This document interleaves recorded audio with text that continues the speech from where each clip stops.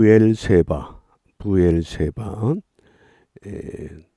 우리 본문의 33절 말씀입니다. 우리 함께 읽습니다. 아브라함은 부엘세바에 에셀나무를 심고 거기서 영생하시는 하나님 여호와의 이름을 불렀으며 아멘. 영생하시는 하나님의 이름을 부른 곳, 그것이 부엘세바입니다. 히브리 성경에서 영생하시는 하나님 엘올람 이렇게 읽습니다. 영생하시는 하나님. 그러면 오늘 이 영생하시는 하나님을 부르기까지 아브라함의 그 인생 여정을 우리가 잠시 살펴보려고 합니다.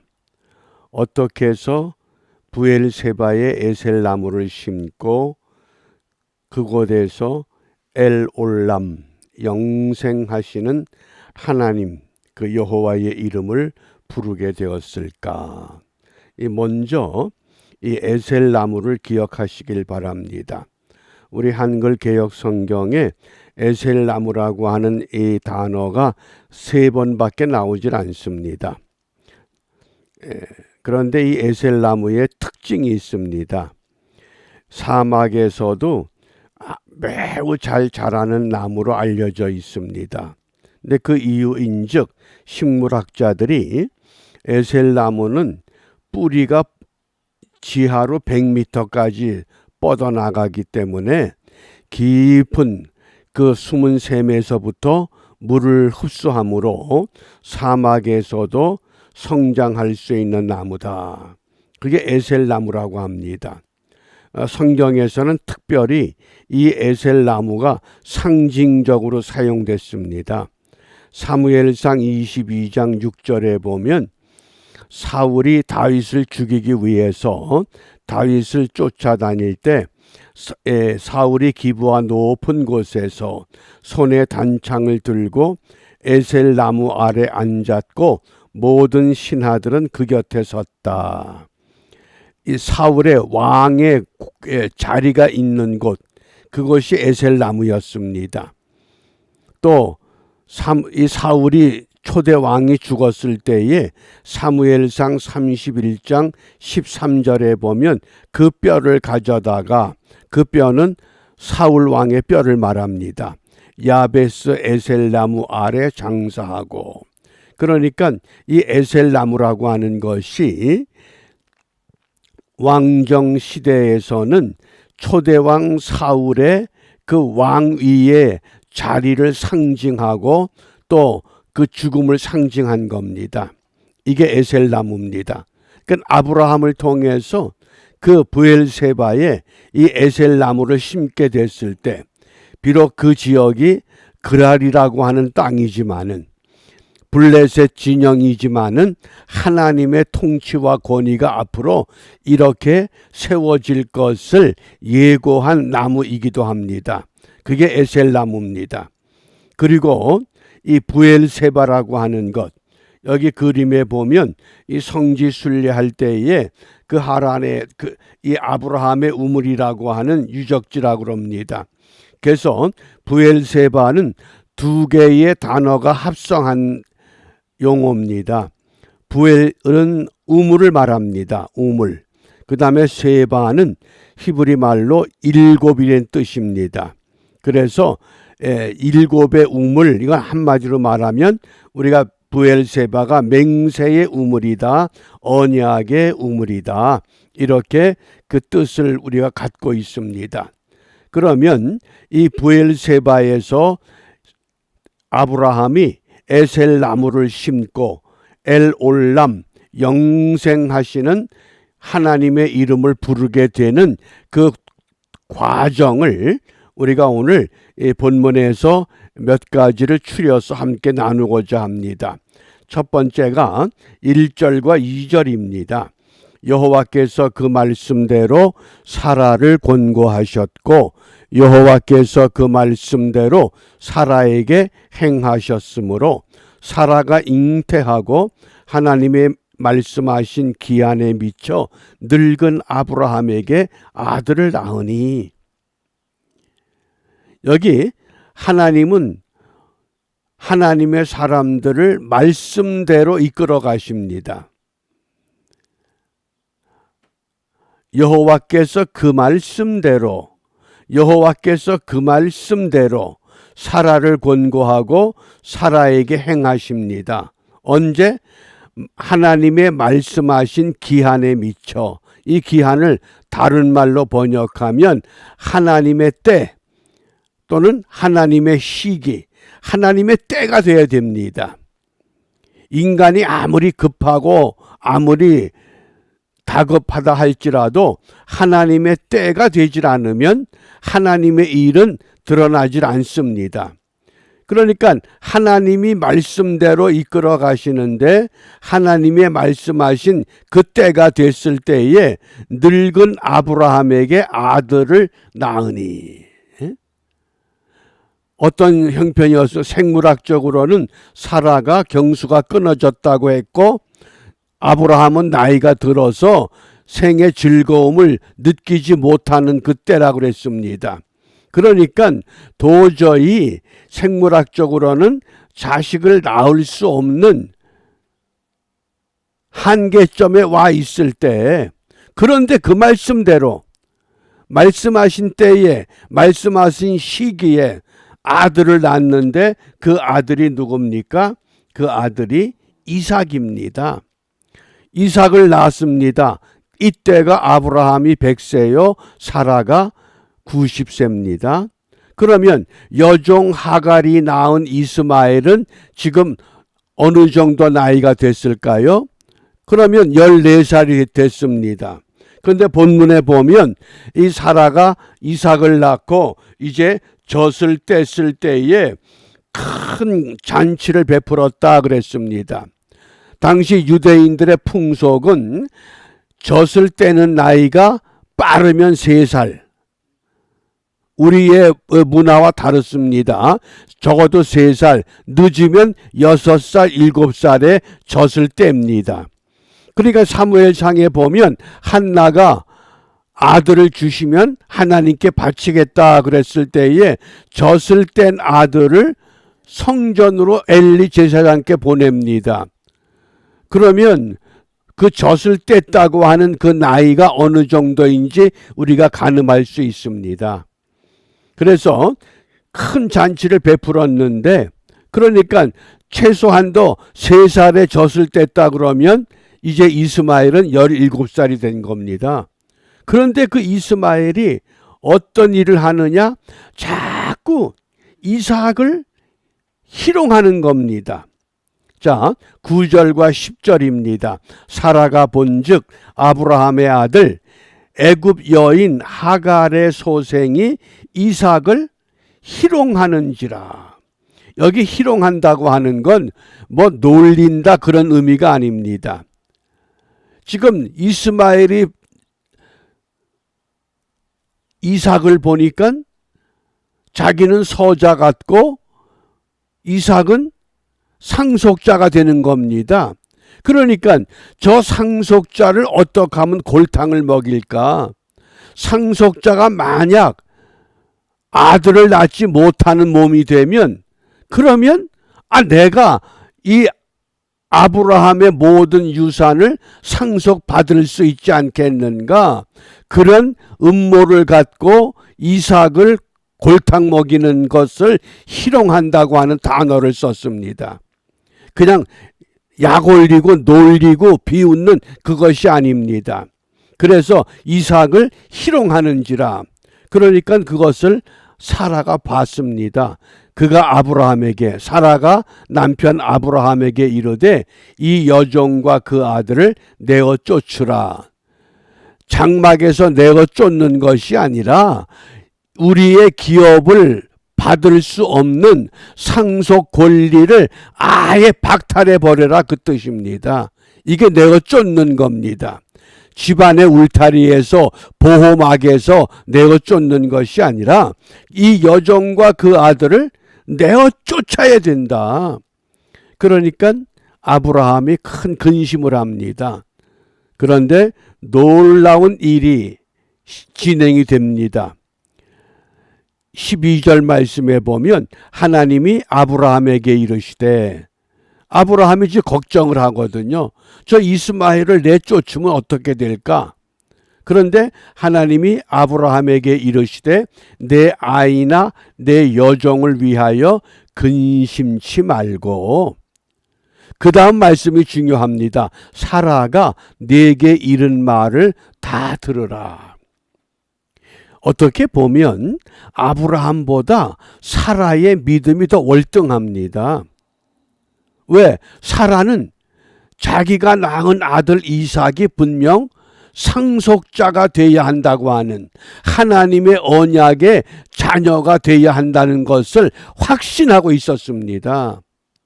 그러나 아브라함은 나이가 들었고 이제 이삭이 겨우 100세에 태어났고 이스마엘은 장성한 사람이 됐기 때문에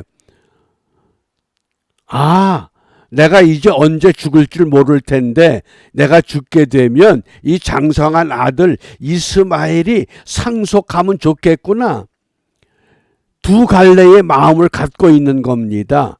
그런데 사라는 그게 아니라는 겁니다. 하나님이 그 말씀대로 말씀의 기한에 이르러서 우리에게 자식을 주었기 때문에 이 자식이 진정 상속자가 되어야 됩니다. 뭡니까? 영적인 분별력이 아브라함보다 월등했다고 하는 사실입니다. 그러니까 사라가 내게 이른 말을 다 들으라. 이삭에게서 나는 자라야 내 씨라 칭할 것이다. 이삭에게서 나는 자가 상속자가 된다. 뭡니까? 언약의 자녀냐 육신의 자녀냐, 이것을 분명히 분별해야 한다고 말씀을 하는 겁니다. 그래서 결국 이 하갈과 이스마엘은 추방당합니다. 이때 추방이라고 하는 것은 상속의 범위 내에서 완전히 멀어진 것을 의미합니다. 요즘도 어떤 사람이 세상을 떠나게 되면 그 재산 때문에 서로 형제들 간에 다툼이 있잖아요. 이 시대는 오죽했겠습니까?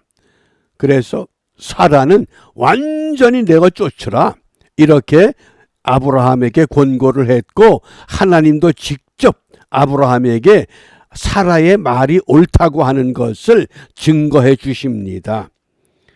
그렇게 됨으로 인해서 이제 어떤 일이 벌어지느냐? 22절입니다. 22절 말씀 함께 읽습니다. 때에 아비멜렉과 그 군대 장관 비골이 아브라함에게 말하여 가로되 네가 무슨 일을 하든지 하나님이 너와 함께 계시도다. 아비멜렉이 누구라고 그랬습니까? 애굽의 왕의 총칭이 바로, 블레셋 왕의 총칭이 아비멜렉. 그러니까 블레셋 왕이 그 군대 장관 비골과 더불어서 아브라함을 찾아와서 네가 무슨 일을 하든지 하나님이 너와 함께 계시는 것을 우리가 알았다, 인정을 해준 겁니다. 비로소 아브라함의 믿음이 주위 이웃 나라의 왕과 군대 장관으로부터 인정을 받는 단계에 이르렀습니다. 뭐 때문에? 이삭을 낳음으로써 도저히 자녀를 낳을 수 없는 몸이라고 생각했는데 놀랍게도 하나님의 약속의 언약의 자녀가 태어남으로 말미암아 이제 주위에서도 아브라함을 바라볼 때 이건 하나님이 함께 하시는구나. 그래서 현대인의 성경에서는 이렇게 번역합니다. 당신이 하는 일마다 하나님이 돕고 계시는 것이 분명합니다.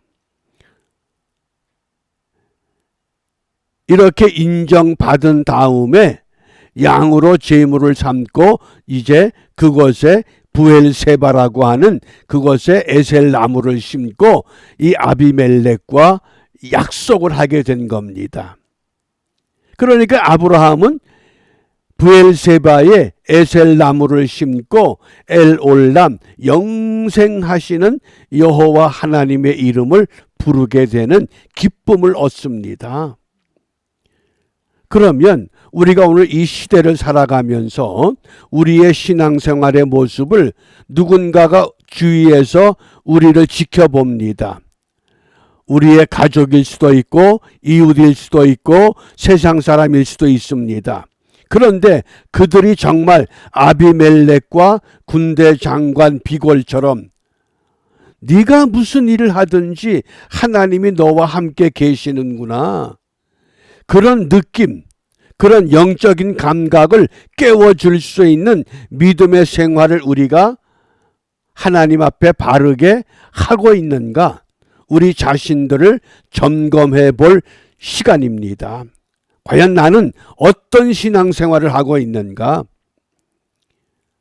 주위 사람들이 정말 저 사람들은 하나님이 함께 하시는 것 같아, 암만 생각해도 놀랍고 이상하잖아. 도저히 우리는 생각도 못하는 일이 진행되고 있어. 그럴 때에 우리가 오늘 무엇을 기도하겠습니까? 우리의 기도 제목입니다. 로마서 9장 8절입니다. 육신의 자녀가 하나님의 자녀가 아니라 오직 약속의 자녀가 씨로 여기심을 받느니라. 약속의 자녀.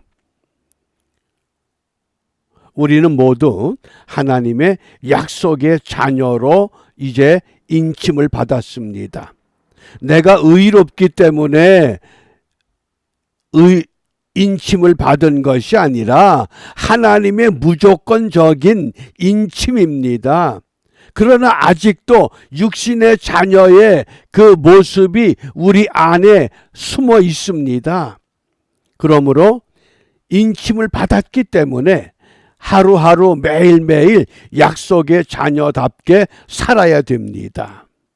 육신의 자녀의 그 모습을 우리는 하나씩 하나씩 들추어내서 던져버리고 포기하고 찢어버리고 약속의 자녀답게 살아야만 합니다.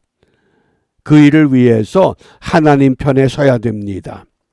하나님 편에 서라.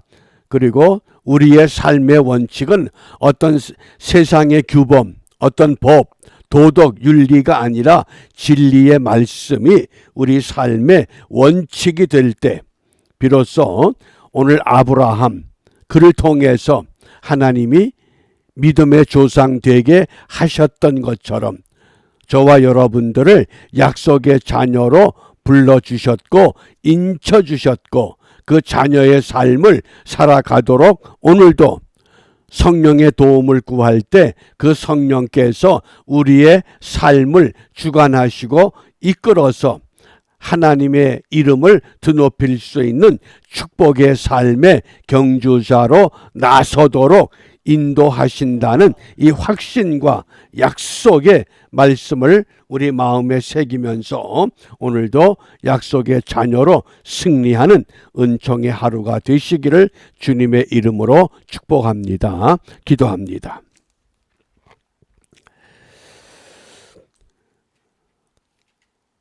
아브라함을 통해서 영생하시는 엘올람 여호와 하나님의 이름을 부르게 하셨던 것처럼 오늘날도 저희들이 이 땅에 머물면서 영생하시는 하나님의 이름을 부르며 오늘도 그 믿음으로 우리의 삶을 시작합니다.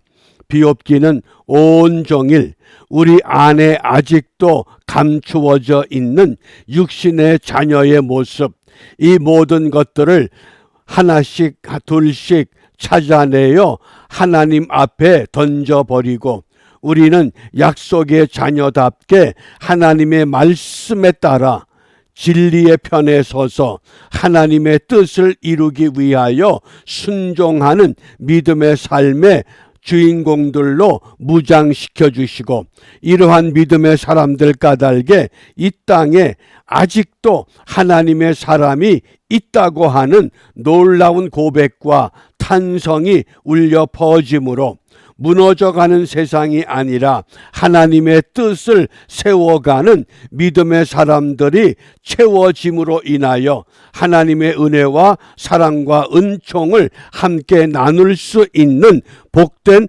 하루가 되도록 인도하여 주시옵소서. 예수님 이름으로 기도합니다. 아멘.